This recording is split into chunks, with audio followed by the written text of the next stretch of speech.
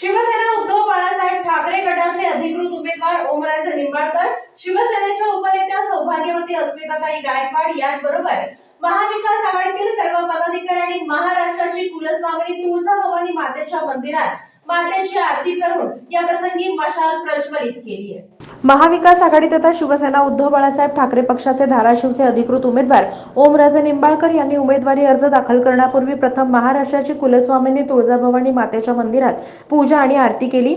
यावेळी शिवसेनेच्या उपनेत्या अस्मिताताई गायकवाड, जिल्हा संघटक श्यामल वडणे पवार आदींनी महाराष्ट्राची कुलस्वामिनी यांचं दर्शन घेतलं आणि मशाल प्रज्वलित केली। या प्रसंगी सुरेखाताई मुळे, शोभाताई शिंदे, दमयंती मुळे, कल्पना गायकवाड, जिम्माबाई राठोड, महिला महाविकास आघाडीचे पदाधिकारी उपस्थित होते।